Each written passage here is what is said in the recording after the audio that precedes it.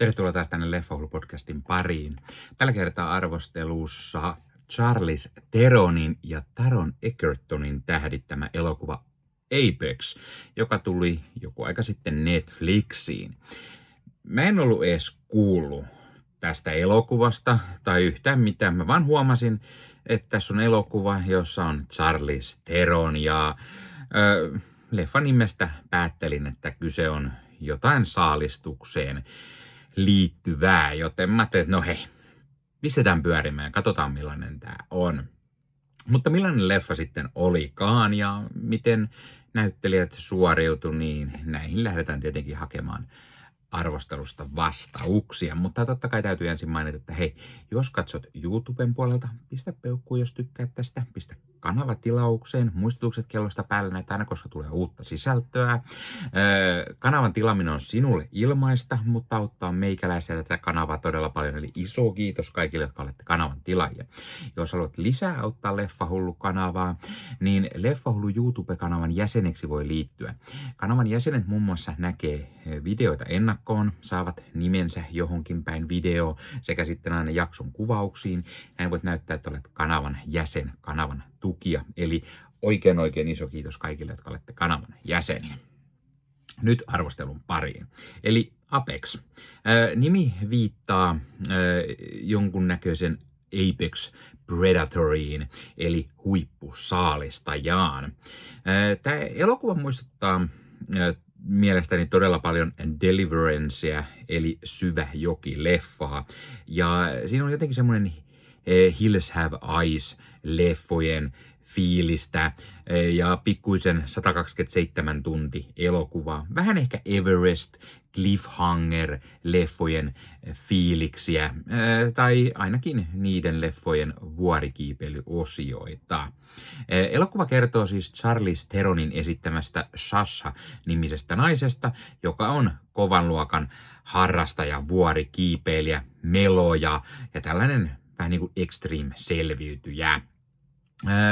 Kun tämä Sasha sitten lähtee johonkin keskelle Australian erämaata, eli puskaa, saa hän peränsä saalistajan, eli eräänlaisen paikallisen sekopään, joka ilmeisesti tykkää saalistaa ihmisiä. Siinä leffan juonipääpiirteittäin. Charlize Theron on ihan ok, hyvä roolissaan, mutta hänet on nähnyt niin monessa semmoisessa action-leffan sankarina, niin jotenkin tätä tuijottaa tätä leffaa, että ai, nytkö hän on avuton, pelokas naishahmo, joka lähtee sitten pakoon ja koittaa selviytyä hengissä. Tai ainakin alussa tuntui siltä, mutta hitto vielä jotenkin tähän hahmoon vaan samaistuu leffan aikana ja Theronilla ei enää odotakaan mitään action-leffojen toimintaa, vaan pelokkaan naisen selviytymistä ja hän vetää sen roolin todella hyvin. Toisessa pääroolissa nähdään siis Taron Egerton, joka vetääkin paremman roolin ja suorastaan varastaa shown. Egerton näyttelee Ben-nimistä miestä, jonka tämä Sasha tapaa Australian erämailla, ja kun tämä erittäin eksentrinen hahmo sitten paljastuukin, että hänellä on tällaisia yllättäviä piirteitä, pisin tätä leffaa paljastellaan siis, niin, ja sitten alkaa paljastua, että tämä Ben alkaakin metsästämään tätä Sashaa, eli on tämä saalistaja, spoilereita, niin, ja sitten hän pitää tätä saalistusta jonkinlaisena selviytymispelinä. Tästä Egertonin hahmosta tulee vähän mieleen jollain tavalla Marvelin Kraven the Hunter, tai jonkunlainen kannibaali, Hannibal Lecter tai jotain, mutta tämmöisenä kissahiirileikkinä pitää tästä saalistuksesta. Muutenkin tämä vaikuttaa paljon semmoiselta vähän Survivor-selviytyjät-sarjan, niin kuin, mut tosielämän selviytyjät versiolta. Ja mun mielestä just Egerton vetää tosi hyvän, sairaan ja sekopäisen sekä hyytävän Chiaron rooliin. Tämä Ben on jonkunlainen vähän niin kuin yhdistelmä Marlon Brandoa ilmestyskirja nyt leffasta tai joku kauhuleffa hahmo jostain kauhuleffasta, tämmönen vähän niin kuin Sawyerin perheen jäsen Texasin moottorisahamurhaaja-leffoista. Pienellä ripauksella Hannibal Lecteria ja juuri sitä Deliverance-leffan antagonistia tai just pienellä Craven the Hunter-fiballa. Eric Bana nähdään tässä. Hän näyttelee puolestaan Sashan aviomiestä Tomia ja hän on hyvä tämmöisessä pikkuroolissa. Ja nämä 3 oikeastaan on ne näyttelijät, jotka ehkä kannattaa mainita tästä leffasta. Kaikki muut jää olemattoman pieniin sivurooleihin tai on lähes tuntemattomia näyttelijöitä ainakin itselle, niin ei mennä heihin sen tarkemmin. Ja koodilla Leffahullu 15 saat nyt 15% alennusta Bad Record Storesta. Eli Bad Record Store on tämmöinen verkkokauppa, josta voi käydä ostamassa itselleen fyysistä mediaa. Eli tykkäät sitten elokuvista ja sarjoista tai vaikka CD-levystä, vinyyleistä tai C-kaseteista, niin Bad Record Store on sinulle juuri oiva paikka, josta voit ostaa nämä fyysisenä hyllyyn itsellesi.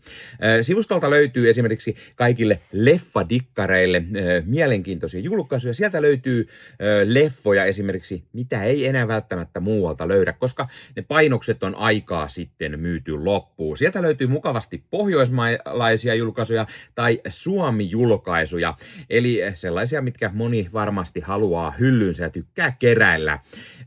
Ja sieltä löytyy oivaan hintaan kaiken näköistä mukavaa leffaa ja löytyy 4K:na, löytyy Blu-rayna, löytyy DVDnä, ihan mistä sitten formaatista itse tykkäät. Ja kuten sanottua, myös jos dikkaat esimerkiksi musiikista, vinyyleistä, CD-levyistä, C-kaseteista, niin Bad Record Storesta sellaisia löytyy. Ja kun käytät koodia Leffahullu15, saat sen 15% alennusta.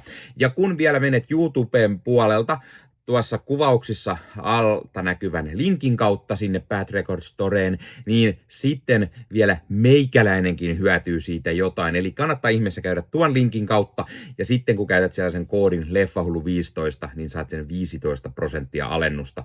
Eli mikä sen mukavampaa pikkualennus, kun käyt ostavassa itsellesi hyllyyn omaan leffakokoelmaan lisää täytettä.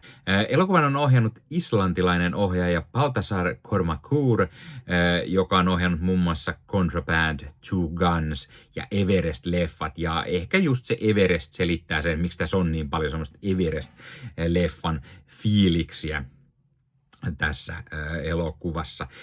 Käsikirjoittajana puolestaan on Jeremy Robbins, jonka ensimmäinen pitkä elokuva käsikirjoitus tämä onkin. Hän on kirjoittanut The Purge TV-sarjaa, mutta tämä on ensimmäinen hänen käsikirjoitus leffaan. Tämä käsikirjoitus on ihan ok paikallisin tai päällisin puoli, mutta pikkusen ehkä on laahava ja se menettää jännitystä ja se lopun leffa, twisti tai se mihin tämä leffa loppuu, niin on aika blää. Tämä elokuva on kyllä yllättävän hyvä. Se onnistuu voittamaan puolelleen sen ehkä hieman tylsähkön alun jälkeen. Siinä oli välillä ehkä hieman koomisia kökköjä ja ennalta arvattavia juonen käänteitä, mutta sitten osa juonen käänteistä tulee ihan yllätyksenä ja sitten hienosti myöskin tuli esille näitä käänteitä. Theron ja Egerton veti hyvät roolit ja lopulta se ehkä onnistui heidän roolisuoritukset nostamaan tämän leffan keskitason yläpuolelle just ja just. Elokuvassa on myös hyvä äänimaailma ja musiikit ja se nojaakin oikeastaan äänten kanssa säikyttelyyn. Siinä on semmoisia pikkusia ehkä kauhuelementtejä, muutamia jumpscare-kohtauksia. Tämä leffa on jonkunlainen yhdistelmä, vähän jännitystä, pikkuripauksella kauhua ja just tämmöistä survival-toimintaa. Tämä elokuva on kiinnostavasti kuvattu ja lavastettu, valaistu. Siinä on tyylikkäitä kamerakulmia, näyttävää kuvastoa ja lavasteet taas on tosi näyttävät. Muutama paikka erämaassa on tosi hienoja ja muistutti paljon, mitä voisi nähdä esimerkiksi videopeleissä. Joistain kohtauksista tuli vähän mieleen Uncharted-pelien tai sitten uusien Tomb Raider-pelien fiilistä, kun taas välillä näyttää siltä, että oltaisiin ihan suoraan studion lavasteissa. Muutama kohtaus näyttää siltä, että oikeasti ollaan jossain ihan muovisissa maisemissa ja niin kuin ne lavasteet vaan huokuu siitä kuvasta, että nyt ei olla ihan oikeassa niin kuin paikoissa. Elokuvassa on ihan hyvää maskeerausta, melko rujojakin maskeerauksia ja pientä gorea löytyy myös maskeerausten osalta.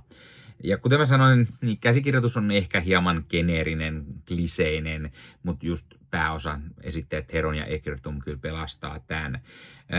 Välillä tämä leffassa nähtävä jahti on pelkällä tyhjäkäynnillä, eikä oikein tunnu etenevän mitenkään, mutta sitten se taas lähtee käyntiin, se pitää mielenkiinnon yllä, vaikka se lopussa ehkä vähän lässähtääkin hölmöjen kliseisyyksien takia, niin kyllä tämä silti on ihan onnistunut leffa. Mä antaisin arvosanaksi täällä sen 3 tähteä, eli ihan hyvä.